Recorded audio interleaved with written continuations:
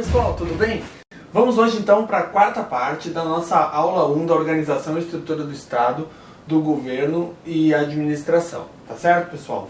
Vamos finalizar então essa primeira aula para depois na próxima aula partir para os exercícios. As organizações sociais, OS, né? Organizações sociais são um modelo de organização pública não estatal destinado a absorver atividades publicizáveis mediante qualificação específica. Tem alguns hospitais até que são organizados como OS, né? Por exemplo, o Hospital Sara Kubitschek, né, em Brasília, ele é organizado assim como OS, é uma organização social, tá? Mas só para vocês terem uma noção do que significa, então assim, as organizações sociais são um modelo de organização pública não estatal, tá? Não faz parte da administração pública do Estado, né? Destinado a absorver atividades publicizáveis, que podem ser tornadas públicas, mediante qualificação específica. São pessoas jurídicas de direito privado, certo? Sem fins lucrativos, criadas por particulares, cujas atividades se dirigem ao ensino, à pesquisa científica, ao desenvolvimento tecnológico, à proteção e preservação do meio ambiente, à cultura e à saúde. No que se refere à saúde, essas atividades são consideradas serviços públicos, certo? Que é o caso de um hospital, por exemplo, tá? As OS deverão cumprir requisitos específicos para sua criação e poderão assumir a forma de associação ou fundação, tá? Essas organizações sociais podem receber imóveis imobiliários, mediante permissão de uso, inclusive servidores para desempenho de suas atividades. O instrumento legal escolhido para a transferência das atividades e a cobrança dos resultados foi o contrato de gestão. Certo? Aquele mesmo contrato de gestão que pode ser feito com autarquias, por exemplo, ele também pode ser feito com as OS, tá? Mesmo preenchidos os requisitos, o ato de qualificação da OS é discricionário, pois depende da conveniência e oportunidade avaliada pelo ministro de Estado ou titular do órgão supervisor. Então, não é assim, né, uma coisa vinculada, ela é discricionária. A administração pode decidir pela conveniência ou oportunidade daquela qualificação como OS, tá? Atos sequenciais, então, de que forma que surge, né? Criação de entidade não estatal, qualificação de entidade não estatal, absorção das atividades mediante contrato de gestão e denominação da entidade de organização social. Então, esses passos aqui são os passos que tornam uma organização uma OS, né? Após receber a qualificação de OS do Poder Executivo, a entidade é declarada de interesse social e utilidade pública. Para todos os efeitos legais, assina o contrato de gestão e pode ser contratado pela administração pública por dispensa de licitação. Então, a administração pública não precisa licitar quando for contratar uma OS. Ela pode contratar direto, por quê? Não possui fins lucrativos, já está prestando um serviço público, então, com certeza, quando a administração pública precisar contratar, não vai ter a necessidade da licitação, a licitação vai ser por dispensa, tá? A contratação vai ser por dispensa de licitação, tá? Vamos lá. A desqualificação ocorre quando a entidade deixa de cumprir as cláusulas estabelecidas no contrato de gestão. Isso aqui é fácil, né? Tranquilo. Mas essa desqualificação deverá ser precedida de processo administrativo. Não é sumário, não é de ofício que vai simplesmente estalar o dedo e deixar de ser um OS. Vai ter, claro, um processo administrativo. E como todo processo administrativo, a ampla defesa e contraditório, aquela coisa toda, né? Então, a OS só vai ser desqualificada se ela deixar de cumprir aquilo que está no contrato, e aí vai ter um processo administrativo para que ela seja ouvida e tudo mais, tá? Próximo, Organização da Sociedade Civil de Interesse Público. Essa coisa toda se chama OCIP.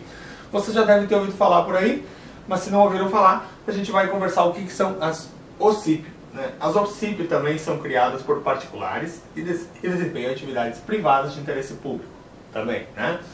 Com fomento, auxílio do Estado nas áreas de saúde, educação, cultura, meio ambiente e etc. Tá?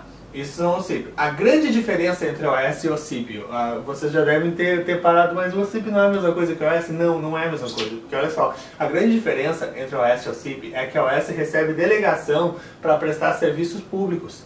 Tá? Ela é delegado a ela um serviço público, tipo um hospital. Vou dar um exemplo do hospital. enquanto que a OCIP exerce atividade privada com a ajuda do Estado. Então, mesmo que uma OCIP seja um hospital, ela não vai ter o mesmo status de hospital público. Ela vai ser um hospital privado que vai receber a ajuda do Estado, entendeu? Não é aquela coisa delegada pelo Estado, né? Ela é auxiliada pelo Estado. O instrumento que estabelece essa relação é o termo de parceria, não é contrato de gestão. Contrato de gestão é com a AOS. Termo de parceria é com a OCIP. Eles podem colocar na prova para te confundir dizendo que as OCIP fazem contrato de gestão ou que as OS fazem termo de parceria. E na verdade é o contrário, contrato de gestão OS, termo de parceria OCIP, tá? Que é o instrumento passível de ser firmado entre o poder público e as entidades qualificadas como organizações da sociedade civil de interesse público, OCIP, né? Destinado à formação de vínculos de cooperação entre as partes para o fomento e a execução das atividades de interesse público previstas em lei. Tá certo? Então, isso tudo aqui é OCIP. Sem fim lucrativo, é a entidade privada que não distribui entre os seus sócios ou associados, conselheiros, diretores, empregados ou doadores, eventuais excedentes operacionais, brutos ou líquidos, dividendos, bonificações, participações ou parcelas do seu patrimônio auferidos mediante o exercício de suas atividades e que os aplica integralmente na consecução do respectivo objetivo social. O que é isso, pessoal? Sem fim lucrativo é que não vai se reter lucro daquela atividade exercida. Por exemplo, uma empresa, tá? Uma empresa, ela entra no mercado lá, vamos supor um hospital privado mesmo, que não recebe ajuda do governo e tudo mais. Ele vai cobrar pelos atendimentos, vai cobrar pelas internações e tudo mais, e ele vai ter um lucro disso. Sim, ele é um hospital privado, ele vai objetivar o lucro. Se tu tem um comércio, tu tem um supermercado, tu não vai vender pelo preço que tu comprou, tu vai vender mais caro. Mas não só para pagar os teus funcionários, para tu ter o lucro também no final do mês. Agora, no momento que tu é sem fins lucrativos, tu pode ter funcionários, tu pode pagar os salários dos teus funcionários. Mas que aqui, ó, entre os seus sócios ou associados, conselheiros, diretores, empregados ou doadores, não vai ser distribuído não vão ser distribuídos eventuais excedentes operacionais, brutos ou líquidos, dividendos, bonificações, participações ou parcelas do seu patrimônio. Porque assim, ter o salário para trabalhar é uma coisa, ok? É salário, é trabalho, salário, ok? Isso é legislação trabalhista. Qualquer pessoa que trabalha precisa receber o salário, senão é trabalho escravo, né? Agora, não existe um excedente operacional, não existe um lucro naquilo, né? É uma empresa, sem fins lucrativos, no caso essas organizações sociais e o OCIP, que são sem fins lucrativos, eles não vão objetivar o lucro, e sim apenas manter o funcionamento, né, da associação, da organização como um todo, né, para que não pare a sua atividade, mas sem aquele enriquecimento, né. A qualificação como OCIP, então, né, é um ato vinculado e atende ao princípio da universalização dos serviços. Tá? Assim, a AOS é um ato discricionário porque ele vai delegar um serviço público. Aí realmente vai ser analisado conveniência e oportunidade. Agora a OCIP não, porque ela não está sendo delegada o serviço, só está sendo ajudada, digamos assim. Então, no momento que a OCIP, né, atender o princípio, né, da universalização dos serviços e tudo mais, é um ato vinculado que seja qualificada como tal. Então, a OCIP, ela atingindo os requisitos, o Estado dá para ela a qualificação como OCIP, não tendo margem de querer dar ou não. Já a OS, como vai delegar o serviço, aí sim, aí é uma coisa discricionária. Essa é a diferença, então, também outra diferença entre OS e OCIP, mas nós vamos ver uma tabela depois que fica mais fácil. OS, então, parceria mediante contrato de gestão. OCIP, parceria mediante termo de parceria. OS, qualificação pelo ministro de Estado ou titular de órgão. OCIP, a qualificação é dada pelo Ministério da Justiça. Desqualificação, quando descumprir o contrato de gestão, na OS, né? A OCIP, desqualificação quando deixar de preencher os requisitos de qualificação. Não é o contrato, porque o contrato de gestão é só a OS. Ó. Aqui ela deixa de preencher os requisitos, aí ela é desqualificada como OCIP. Mas quando ela preencher os requisitos, obrigatoriamente é dado a ela o status de OCIP. Tá? OS, instituída para publicização dos serviços públicos, substituir órgãos e entidades. OCIP não possui essa característica, ela não está substituindo órgãos ou entidades, ela está realizando um serviço por fora e sendo auxiliada pelo governo, diferente da OS, que ela assume um serviço. Tá? OS, obrigatório que tenha um conselho de administração. A OCIP é obrigatório que tenha um conselho fiscal. E a OS, ela visa atender o princípio da eficiência. E a OCIP visa atender o princípio da universalização. Essas aqui são as diferenças entre OS e OCIP. É uma anotação interessante, é um cartaz interessante para se ter na sala de casa, né? Do lado do pôster do Leonardo DiCaprio ali, tu pode colar então, né? Esse quadro aqui, que é interessante. Se cair na prova OS e OCIP, tu não vai te perder. Se tu tiver uma memória visual legal, tu vai lembrar que tudo que tu viu na esquerda é organização social e tudo que tu viu na direita é OCIP, tá? Então, sei lá, apliquem a melhor maneira possível de memorizar isso, tá certo, pessoal? Próximo. Desconcentração e descentralização. Eu sempre chamo a atenção para esse CO e esse CE aqui, tá? Desconcentração, CO, cria órgão. Descentralização, CE, cria entidade, tá? Então vamos agora conversar sobre isso para vocês entenderem por que eu falei cria órgão e cria entidade. Desconcentração administrativa. A desconcentração administrativa é utilizada na administração direta e refere-se à transferência de competência dos órgãos superiores para os órgãos inferiores, mas dentro da mesma pessoa jurídica. Então, o que é isso, pessoal? Ó, essa desconcentração pode ocorrer entre o ente estatal pessoa jurídica, né, ou para seus próprios órgãos, né, ou desses órgãos para órgãos inferiores. Em qualquer dessas opções, trata-se de uma simples distribuição de competências. A desconcentração, no entanto, mantém o vínculo da hierarquia, da subordinação entre os órgãos da administração. Quando tu ouve a palavra órgão, o que tu associa? Os órgãos do corpo humano. Tu já viu por aí um coração caminhando, um pulmão caminhando, um fígado caminhando pela rua? Não, porque ele só existe dentro do corpo de uma pessoa. Claro, ele existe fora do corpo da pessoa também. O que eu quero dizer é que ele só tem vida, ele só tem vida própria dentro do corpo de uma pessoa. Ou seja, os órgãos, eles fazem parte da administração direta. Aí vamos supor, eu, Tiago, sou a prefeitura municipal de Xangri-Lá.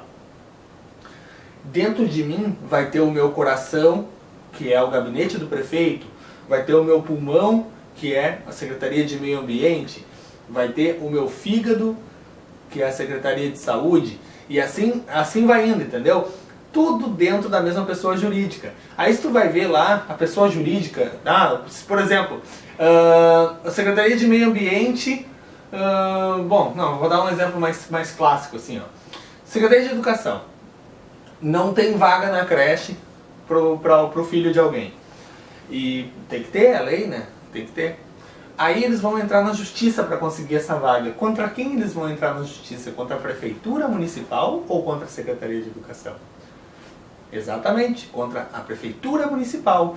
Porque a Secretaria de Educação, ela é um órgão. Tu não vai dizer, se uma pessoa der um soco na tua cara, tu não vai dizer, a mão daquela pessoa me agrediu.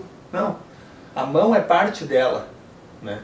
Quem te agrediu foi a pessoa, aquela que comandou a mão, entendeu? Então tu vai registrar uma ocorrência contra a pessoa que utilizou a mão para te agredir, entendeu? Então fica fácil de entender assim, né? Então assim, pessoal, foca nisso. Órgão é dentro, tá? Vamos lá, vamos seguir para vocês verem o que é entidade. Descentralização administrativa. CE cria entidade. Agora é entidade, tá? Descentralização administrativa é uma técnica jurídica em que se atribui personalidade jurídica a uma entidade para que ela preste serviços públicos ou realize atividades públicas ou de utilidade pública. Essas entidades são autônomas, têm personalidade jurídica própria e agem em nome, quer pela outorga dos serviços, quer pela delegação de sua execução. Entidade.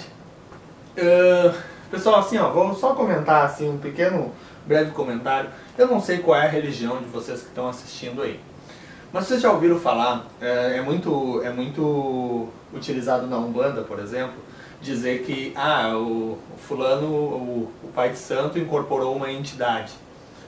Naquele momento ali, né, segundo a doutrina da Umbanda, né, naquele momento não é o pai de santo que está falando, e sim a entidade que está nele.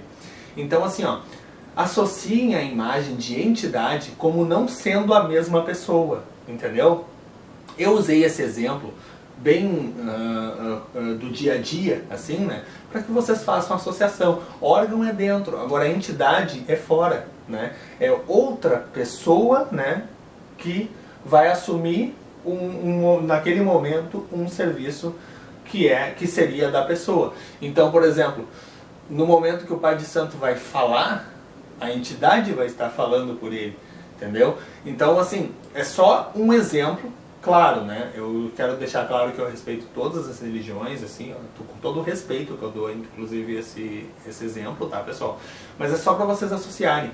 Não é a pessoa, é uma entidade externa, tá? Então, vamos lá? Aqui. Quando a descentralização ocorre mediante outorga, o Estado cria uma pessoa jurídica e transfere a ela competências e prerrogativas suas. No caso de delegação, transfere-se apenas a execução mediante contrato ou ato unilateral. Então, por outorga, transfere a competência e execução. Por delegação, transfere somente a execução. Certo? Formas de delegação. Tem a concessão do serviço público, por exemplo. É a delegação de sua prestação feita pelo poder concedente mediante licitação, na modalidade de concorrência, a pessoa jurídica ou consórcio de empresas que demonstrem capacidade para seu desempenho por sua conta e risco e por prazo determinado. Então, assim, concessão de serviço público é na modalidade de concorrência, não deixem te enganar na prova, a modalidade licitatória é concorrência, tá? A pessoa jurídica ou consórcio de empresas, pode ser uma empresa sozinha ou mais de uma, tá? Que demonstre capacidade para o seu desempenho, claro. Tu não vai fazer um consórcio de uma rodovia, por exemplo, que é os pedágios lá e tal. Eles vão assumir a manutenção daquela rodovia e vão colocar uma praça de pedágio. Tu não vai colocar a manutenção da rodovia, por exemplo, o seu Zé Pedreiro. Aí o seu Zé Pedreiro vai lá e vai dizer, não, pode deixar que eu boto ali um posto de pedágio e vou consertar a rodovia também. Sempre que tiver buraco eu vou lá com cimentinho e passo. Não. Vamos colocar da seguinte forma, né, pessoal?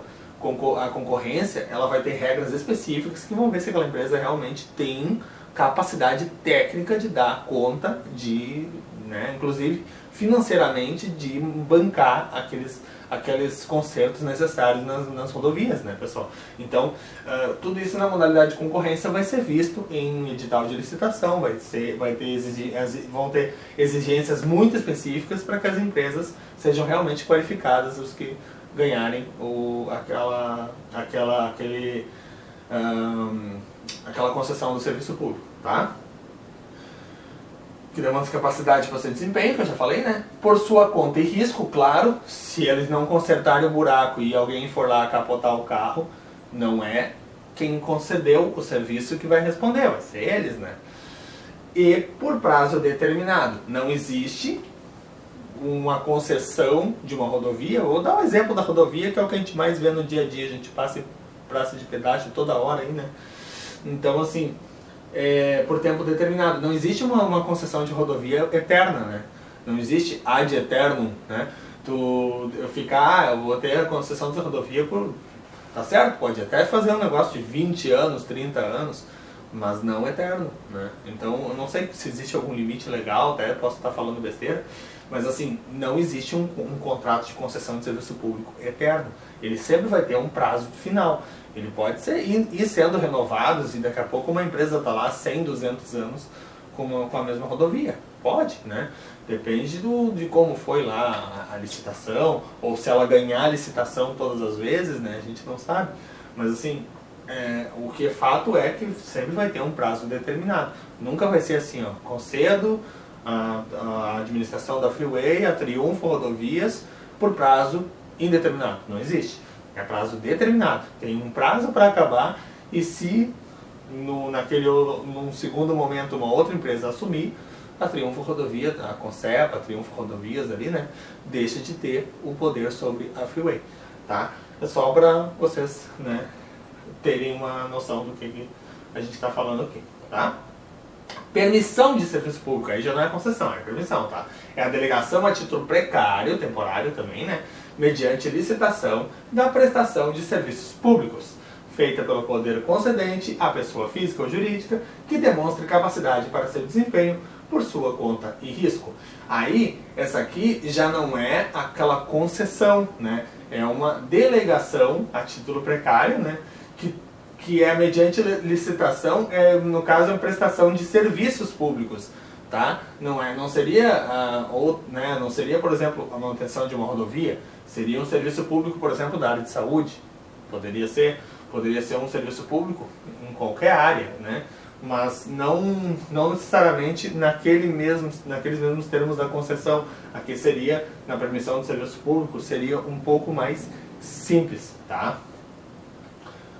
Autorização é o ato administrativo discricionário e precário para delegar a particular a prestação de serviços que não exige execução pela administração nem impedem especialização para sua prestação ao público. Ou seja, autorização é o seguinte, assim, ó, autorização seria assim, eu quero prestar um serviço para a população e peço autorização ao poder público para isso. E aí o poder público vai me autorizar, ou não, né? Porque é discricionário, né? E vai dizer, não, tudo bem, vai lá, pode prestar. E aí vai e autoriza. Não existe licitação, não é uma coisa que vai ser por muito tempo, ou talvez até seja, mas, né? Por minha conta. Se eu quero continuar prestando aquilo, se é precário, né? A administração pode revogar a qualquer tempo também, ou pode dar um prazo determinado para acabar, mas eu, no caso, partindo da empresa, vai pedir para fazer aquilo. E, a princípio, não vai ter nada que impeça da empresa realizar aquele tipo de serviço, porque ela só está pedindo uma autorização para isso, certo? Descentralização política ou administrativa. Vamos ver a diferença? A descentralização política, ela compreende a transferência de atribuições diretamente aos entes federados que exercem competências próprias sem depender do poder central. Tanto a União quanto os estados e os municípios detêm essas competências que lhes foram atribuídas pela Constituição Federal ou mediante leis específicas. Tá? Isso então é a descentralização política. A descentralização administrativa, ela se verifica quando as atribuições que os entes descentralizados exercem só têm valor jurídico que lhes empresta o poder central. Então, viu a diferença? Aqui, ó, as classificações pode ser territorial ou geográfica, né? Porque transferem-se, ó, classificações territorial ou geográfica. Transferem-se as atribuições a um ente local dotado de personalidade jurídica própria e capacidade administrativa genérica. Seria o caso de a União transferir competências para um território federal, que é uma espécie de autarquia federal, que atualmente não existe, por exemplo, que nem foi Fernando de Noronha até tempo atrás. Depois da Constituição ele passou a ser parte de Pernambuco, né? O território de Roraima passou a ser o estado de Roraima. E assim vai, né? Então, isso aqui, classificação territorial ou geográfica, seria então uma descentralização administrativa em forma de uma autarquia federal de um território, né? Por serviços, funcional ou técnica, compreende a transferência de atribuições da administração pública para as pessoas jurídicas de direito público ou privado. Essas entidades são criadas por lei e correspondem à administração indireta. Essa espécie de descentralização denomina-se outorga e ocorre para autarquias, fundações, empresas públicas, sociedades de economia mista e entidades paraestatais. Então, essa descentralização por serviços, funcional ou técnica, é a mais comum que a gente vê aí, por exemplo, Banco do Brasil, Petrobras, Caixa Econômica Federal, FUNAI, né, pessoal? Então é o que mais a gente vê acontecer aí no nosso dia a dia, tá? Por colaboração, aí já seria diferente, vai colaborar, né? Esse tipo de descentralização transfere apenas a execução dos serviços, mantendo a titularidade em mãos do poder público. Essa descentralização, denominada delegação, corresponde a um ato jurídico bilateral ou unilateral e tem como formas de delegação a concessão, a permissão e a autorização, tá? Foi aquilo que a gente falou antes, né? A concessão, no caso da rodovia, a permissão, quando se permite realizar um serviço, e a autorização é quando alguém pede para fazer algo e o poder público autoriza, tá? Descentralização administrativa, então, territorial ou geográfica para os extintos territórios federais, que não temos mais. Por serviços funcional ou técnica, para administração indireta ou entidades paraestatais. Por colaboração, para concessionários, permissionários e autorizatários. Certo? Então, essas são as diferenças das descentralizações administrativas e é dessa forma que a gente precisa memorizar que a territorial ou geográfica vai ser para os institutos territórios federais, por serviços funcional ou técnica vai ser para a administração indireta ou, no caso, para entidades paraestatais, e por colaboração para concessionários, permissionários e autorizatários. Fechou?